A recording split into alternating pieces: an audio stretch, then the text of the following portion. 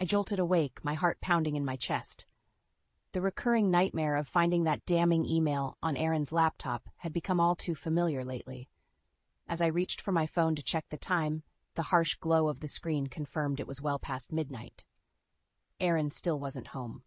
I sighed deeply, the frustration and loneliness I'd grown accustomed to settling in once more. When had our marriage taken such a sharp turn? Aaron used to be the most attentive and loving husband a woman could ask for. But over the past few years, his obsession with work had consumed him, leaving me to fend for myself more often than not. Memories of our early years together flooded my mind. The way he used to look at me, his eyes sparkling with adoration, the spontaneous weekend getaways and romantic gestures that made my heart flutter. Those were the moments that had made me fall head over heels for him. The moments that had convinced me he was my soulmate. But lately, those moments had become few and far between. Aaron's constant business trips and late nights at the office had driven a wedge between us, and the distance only seemed to be growing wider with each passing day. As I lay there staring at the ceiling, I couldn't help but wonder if the suspicious email I'd found was just the tip of the iceberg. Was Aaron really working as hard as he claimed, or was there something or someone else occupying his time? The thought made my stomach churn, but I couldn't ignore the nagging suspicion any longer. I had to know the truth, no matter how painful it might be. With a heavy heart, I rose from bed and made my way to the home office. Aaron's laptop sat closed on his desk, as if taunting me with the secrets it held. I took a deep breath and opened it, my fingers trembling as I navigated to his email inbox. There it was, the message that had set off this whirlwind of doubt and mistrust. A innocuous-looking email from an unknown sender, but with a subject line that made my blood run cold. "Can't wait to see you again, my love." I felt the tears welling up in my eyes as I read and reread those words, each time feeling like a knife to my heart. Was this proof of Aaron's infidelity? Or was I simply letting my insecurities get the better of me? One thing was certain, I couldn't let this go unanswered any longer. As soon as Aaron walked through that door, I was going to demand answers, and if he was lying to me, there would be hell to pay. The sound of Aaron's key turning in the lock sent a jolt through my body. I quickly minimized the incriminating email and composed myself, my heart racing in anticipation of the confrontation to come. As he stepped through the door, Aaron's eyes went wide with surprise at seeing me still awake. "Marta, what are you doing up so late?" I fixed him with a stern glare, the anger and hurt I'd been bottling up for months finally bubbling to the surface. "Where have you been, Aaron? And don't give me that working late excuse again." He sighed, running a hand through his thinning hair. "I told you it's this big project I'm overseeing. It's a make-or-break deal for the company. And yet you have time to send flirtatious emails to other women?" I spat, slamming the laptop lid shut with a bang. Aaron's face drained of color. "What are you talking about?" "Don't play dumb with me," I shouted, shoving the printout of the damning email in his face. "Who is she, Aaron? Tell me right now, or so help me." He recoiled, holding up his hands in a placating gesture. Whoa, calm down. It's not what you think, I swear." I scoffed, feeling the tears of betrayal stinging my eyes. "Really? Then what is it, Aaron? Because from where I'm standing, it looks like you've been carrying on an affair behind my back." Aaron's jaw clenched, and for a moment, I thought I saw a flicker of guilt cross his features. But just as quickly, it was gone, replaced by a mask of indifference. "You're overreacting, Marta. It's just a harmless flirtation, nothing more." "Harmless?" I echoed, my voice dripping with disbelief. "How can you stand there and lie to my face like that?" He sighed again, pinching the bridge of his nose. "Look, I'm sorry if I gave you the wrong impression, but I promise you there's nothing going on. This project has just been incredibly stressful, and sometimes I let off a little steam by flirting online. It doesn't mean anything." I stared at him, searching his eyes for any hint of sincerity, but all I found was a cold but detached gaze that chilled me to the bone. In that moment, I realized that the man standing before me was a stranger, a far cry from the loving, attentive husband I had once known. "You know what, Aaron?" I said, my voice low and trembling with barely contained fury. "I don't believe a word you're saying, And if you think I'm just going to sit back and let you continue to disrespect me and our marriage like this, you've got another thing coming. Aaron's brow furrowed, and for a brief moment I thought I saw a flicker of concern in his eyes. But it was gone in an instant, replaced by that same infuriating nonchalance. "Marta, please," he said, reaching out to touch my arm. "Don't do anything rash. We can work through this, I promise." But as I jerked away from his grasp, I knew in my heart that there was no going back. The trust that had once been the foundation of our relationship was shattered beyond repair, and no amount of empty promises could fix it. "Save it, Aaron," I spat, turning on my heel and heading for the bedroom. "I'm done listening to your lies. From now on, you're going to have to face the consequences of your actions." As I slammed the door behind me, cutting off any further protest from Aaron, a single thought ran through my mind. If he thought this was over, he had no idea what was coming. The shrill ring of my phone jolted me from my restless slumber. I squinted at the caller ID. It was my older sister, Beth. "Hello?" I croaked, my voice still thick with sleep.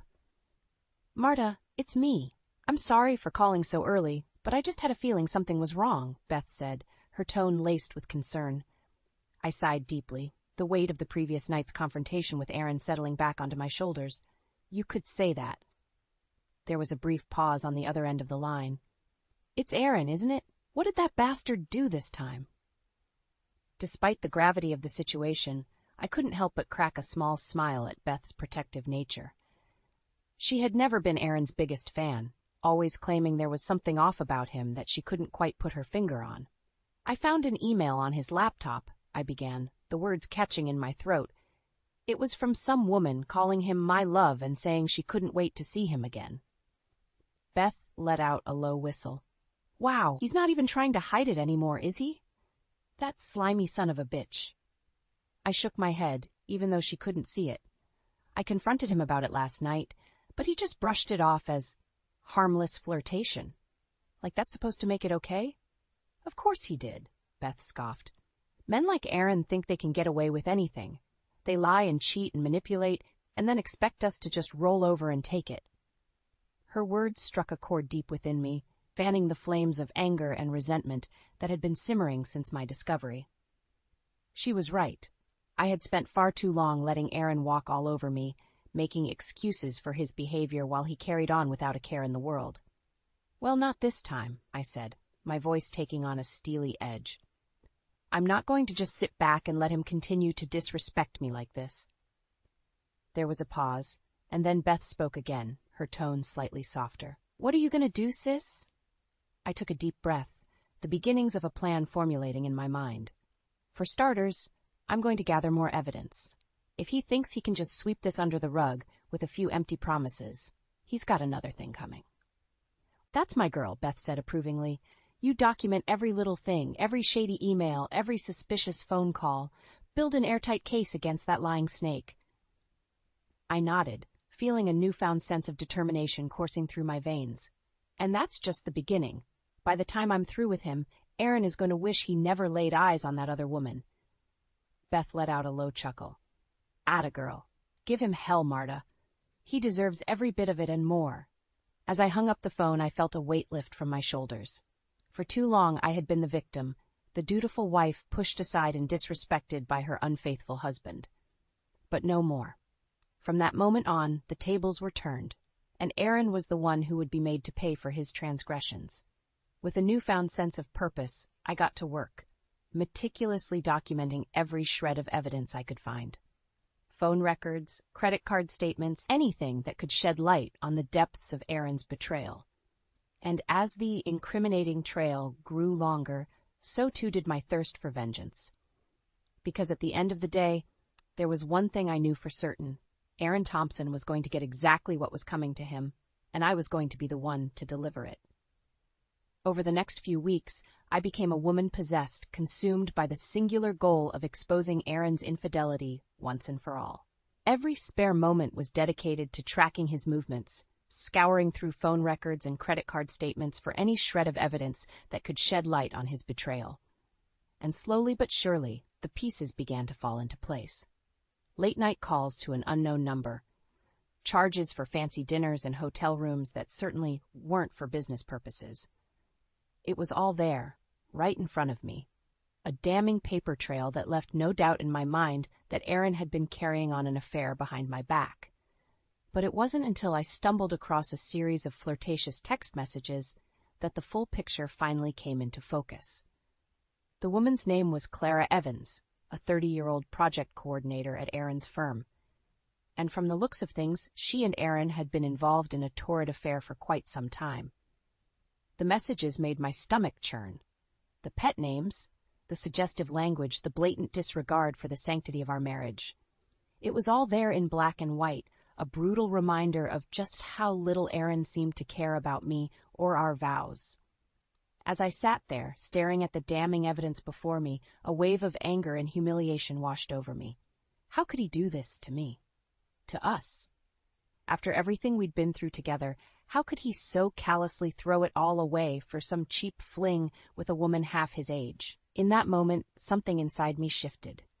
The hurt and betrayal I'd been feeling gave way to a burning desire for revenge, a primal need to make Aaron pay for his transgressions in the most public and humiliating way possible. And that's when the idea struck me. I knew from the messages that Aaron and Clara had plans to meet up for a romantic dinner that weekend at a fancy restaurant downtown. The perfect setting for a little surprise reunion, I thought to myself with a wicked grin. The next few days were a blur as I meticulously planned every last detail. I booked a reservation at the restaurant under a fake name, ensuring I'd be seated close enough to Aaron and Clara's table to cause maximum disruption. I even went so far as to have a new dress tailored. A slinky little number that was sure to turn heads and make Aaron realize exactly what he was throwing away. Finally, the night of reckoning arrived. As I stepped into the restaurant, my heart was pounding with a heady mix of nerves and anticipation. But the moment I spotted Aaron and Clara sitting in a cozy corner booth, all traces of doubt melted away, replaced by a steely resolve. "Well, well, well," I announced loudly, striding toward their table with purpose. "Isn't this just a cozy little date night?" Aaron's head whipped around, his eyes going wide with shock and fear as he registered my presence. "Marta, what are you doing here?" I fixed him with a withering glare, reveling in the way he seemed to shrink under my gaze. "Oh, I think you know exactly why I'm here, Aaron. This little charade of yours has gone on long enough." Clara, for her part, looked equally stunned, her perfectly made-up face twisted into an expression of abject horror. "Aaron, what's going on? Who is this woman?" I let out a derisive snort. "I'm his wife, you little homewrecker, the one he's been lying to and cheating on for God knows how long."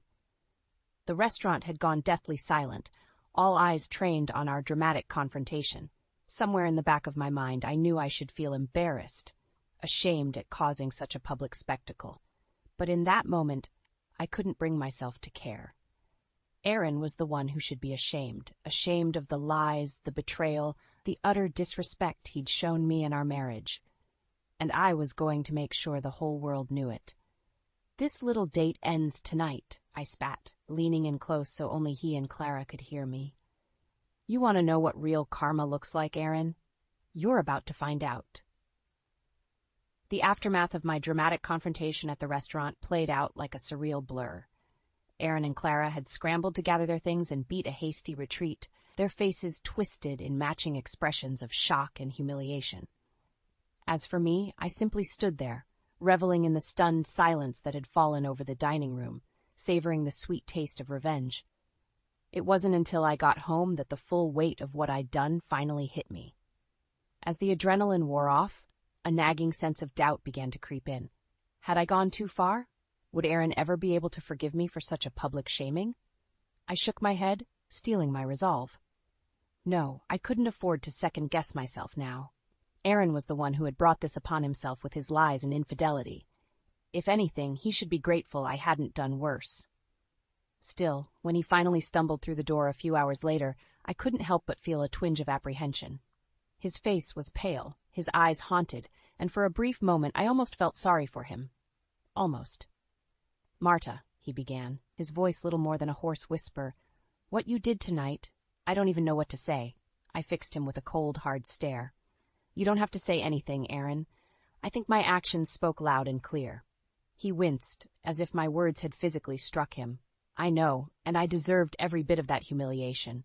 But please, you have to believe me when I say that Clara means nothing to me. It was just a fling, a moment of weakness that I deeply regret. I scoffed, shaking my head in disbelief. Do you really expect me to buy that? After everything you've put me through, all the lies and the sneaking around? Aaron's shoulders slumped, and for a moment he looked utterly defeated. You're right, I don't deserve your trust or your forgiveness. But I swear to you, Marta, from the bottom of my heart, I will spend every day making it up to you if you'll just give me another chance. His words hung heavy in the air, and for a brief moment, I actually found myself considering his plea. A part of me, the part that still clung to the memory of the man I had once loved, wanted desperately to believe that he could change, that we could somehow find our way back to the happiness we'd once shared. But then another voice, sharper and more insistent, cut through the haze of doubt. This was just another one of his lies, another empty promise designed to lull me into complacency while he continued his despicable behavior behind my back. Well, not this time. You know what, Aaron? I said, my voice taking on a steely edge. I think I will give you another chance. His head snapped up, his eyes shining with a glimmer of hope. Really? Oh, Marta, thank you. You won't regret this, I swear. I held up a hand, cutting off his effusive gratitude. Don't thank me just yet. This is your one and only chance to come clean, to tell me everything about your affair with Clara and any other indiscretions you might have been hiding from me, and if I catch you in even the smallest lie, so help me God, you'll wish you'd never been born. Aaron visibly paled, but to his credit, he didn't back down. You have my word, Marta. No more lies, no more secrets. I'll tell you everything. I swear it. I nodded, fixing him with a hard stare. Good. Then you'd better start talking. And Aaron, I added, my voice dropping to a dangerous whisper, don't leave anything out, because I promise you I will find out eventually. And when I do, there will be hell to pay. As Aaron began to spill his sordid tale, I couldn't help but feel a twisted sense of satisfaction. He might think he was being given a second chance, but in reality, this was just the calm before the storm. Because no matter what he said, no matter how convincingly he begged for forgiveness, I knew in my heart that our marriage was already dead. Aaron had made his choice, and now it was time for him to face the consequences, and I would be the one to deliver them. In the days following Aaron's tearful confession, I did my best to play the part of the forgiving wife, nodding along as he laid out his grand plans for rebuilding our trust and making amends. But on the inside, I was already plotting my next move. True to his word, Aaron had come clean about the sordid details of his affair with Clara, but what he didn't know was that I had already set the wheels in motion for a far more sinister revenge, one that would make his indiscretions with that little homewrecker seem like child's play. It was Ethan, my old friend from college, who had first tipped me off. A private investigator by trade, he owed me a favor after I'd helped him out of a jam a few years back. And when I reached out to him about digging into Clara's background, what he uncovered was a tangled web of lies and deception that went far deeper than any of us could have imagined. Turned out, Clara's fling with Aaron was about more than just satisfying her twisted desires. No, this was a calculated move, a long con designed to bleed my husband's company dry from the inside out. She's been embezzling funds for months, Ethan explained, sliding a thick manila envelope across the table towards me. Funneling money into offshore accounts, using Aaron's access codes and inside knowledge to cover her tracks. I felt my blood run cold as I flipped through the damning evidence. Bank statements, wire transfer records, all of it meticulously documented and irrefutable. But how? How could she possibly have gotten her hands on that kind of sensitive information? Ethan shrugged, his expression grim. Your guess is as good as mine, but from what I can tell, she's been playing Aaron like a fiddle this whole time, using their affair as a way to keep him blind to her real motives. A wave of nausea washed over me as the full weight of Clara's deception hit me. Not only had the little snake been sleeping with my husband, but she'd also been using him as an unwitting pawn in her twisted game, putting his career and reputation on the line, all for her own selfish gain. In that moment, any lingering shred of sympathy or pity I might have felt for Aaron vanished, replaced by a burning desire to see him and Clara get exactly what they deserved. "We have to take this to the authorities," I said, my voice trembling with barely contained rage. "Get that bitch arrested and make sure Aaron gets dragged down with her for aiding and abetting her crimes." Ethan nodded grimly. "You got it. I'll make sure this evidence gets into the right hands, anonymously, of course. Can't have anyone tracing it back to us." I nodded, a grim smile tugging at the corners of my mouth. "Of course. We'll let the wheels of justice do their work for now. But make no mistake, Ethan, by the time this is all over, Clara and Aaron are going to wish they'd never crossed me." As I left Ethan's office, I could already feel the weight of Aaron's deception lifting from my shoulders, replaced by a sense of grim satisfaction. For too long I had been the victim, forced to suffer the humiliation and heartbreak of his betrayal in silence. But not anymore. Now the tables had turned, and it was Aaron's turn to face the consequences of his actions. And this time, there would be no second chances, no empty promises or tearful apologies. This time, he was going to learn the true meaning of karma, and I was going to be the one to deliver it. The days following Ethan's revelation about Clara's embezzlement scheme were some of the most tense and emotionally charged of my life. As much as I tried to maintain a facade of normalcy around Aaron, the simmering fury and resentment I felt towards him made it nearly impossible. Every time I looked at him, I saw not the man I had once loved, but a pathetic fool who had been so blinded by his own selfish desires that he'd allowed himself to be used as a pawn in Clara's twisted game. The thought of it made my skin crawl. Still, I knew I had to keep my composure, at least for the time being. Ethan had assured me that the evidence he'd uncovered would be more than enough to bring Clara's crimes to light, but we needed to bide our time and let the authorities do their work. Of course, that didn't stop Clara herself from trying to worm her way out of the impending disaster.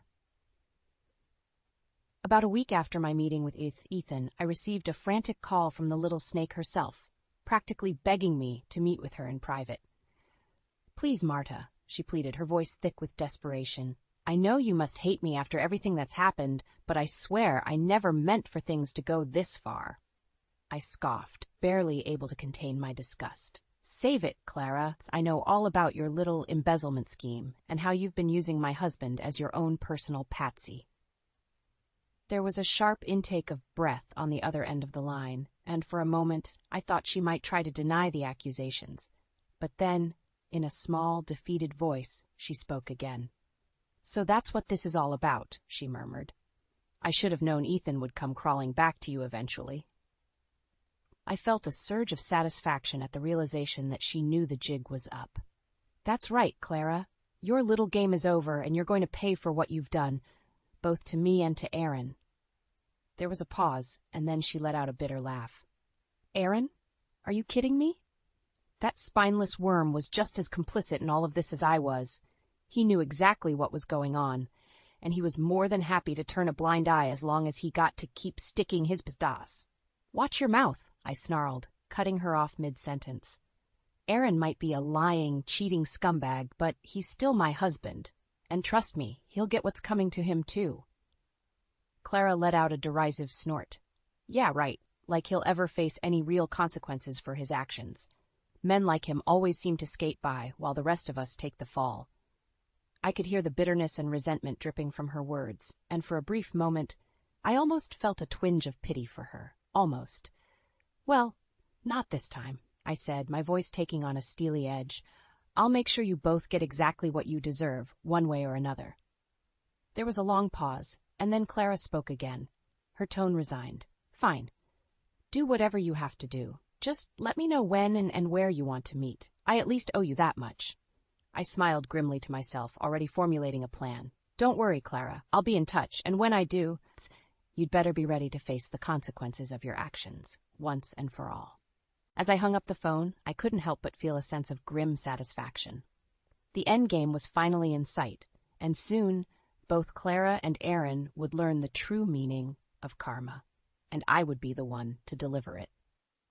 The weeks following Clara's arrest were a whirlwind of chaos and turmoil. As the sordid details of her embezzlement scheme came to light, the shockwaves reverberated through Aaron's company, leaving a path of destruction in their wake. At first, Aaron tried desperately to distance himself from the scandal, claiming ignorance and pleading his innocence. But as more evidence of his involvement surfaced, the illicit use of his access codes, the suspicious wire transfers, the damning paper trail that seemed to implicate him at every turn, it became increasingly clear that he was far from the unwitting victim he claimed to be. I watched from the sidelines as his once promising career went up in flames, his reputation dragged through the mud, and his professional life left in tatters. A part of me, the part that still clung to the memories of the man I had once loved, felt a twinge of sadness at seeing him brought so low. But that small flicker of sympathy was quickly extinguished by the knowledge of the depth of his betrayal, not just to me, but to the company he had sworn to serve faithfully.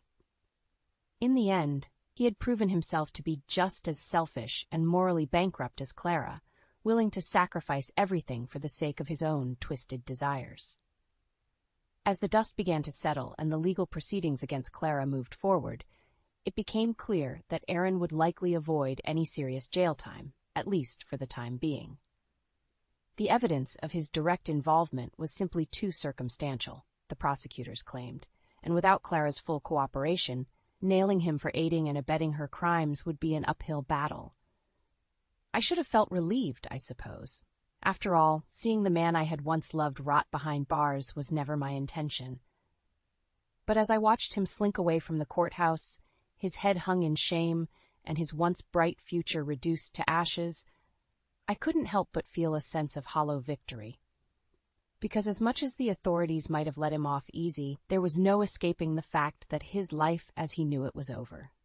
The lies, the betrayal, the utter disregard he had shown for me and our marriage, it had all caught up to him in the end, and now he would be forced to face the consequences for the rest of his days. A few weeks later, as I was packing up the last of my belongings in preparation for my move to a new city, a fresh start, far away from the painful memories of our life together, there was a tentative knock at the door. I already knew who it would be before I opened it. "Marta," Aaron said, his voice barely above a whisper. He looked haggard, his once handsome features etched with lines of shame and regret. I wanted to apologize one last time, for everything. I regarded him coolly, feeling nothing but a hollow emptiness where the love and affection I had once felt for this man had resided. "Your apologies mean nothing to me now, Aaron. You made your choices, and you'll have to live with the consequences." He nodded, his shoulders slumping in defeat. "I know, and I deserve every bit of it after the way I treated you. He trailed off, shaking his head. "I hope that someday you can find it in your heart to forgive me." I let out a bitter laugh. "Forgive you? Aaron, you're lucky I didn't have you thrown in jail alongside that little tramp you were so eager to risk everything for." A flicker of pain crossed his features, but he didn't argue. We both knew I was right. "Just go, Aaron," I said, my voice heavy with finality. "Go and try to pick up the pieces of the life you've ruined. As for me, I'm done. Our time together is over, and I'm ready to start fresh." He opened his mouth as if to protest, but then seemed to think better of it. With one last lingering look, he turned and walked away, disappearing from my life for good. As I watched him go, I felt an unexpected sense of peace wash over me. The long, arduous road to revenge was finally at an end, and while the journey had been painful, the satisfaction of seeing karma served made it all worth it in the end. A new chapter was beginning, I realized, one free from the lies and betrayal that had haunted me for so long. And as I took one last look around the empty house that had once been our home, I couldn't help but smile. Revenge might be bittersweet, but it was exactly what I needed to reclaim my life and move forward, stronger and more resilient than ever before.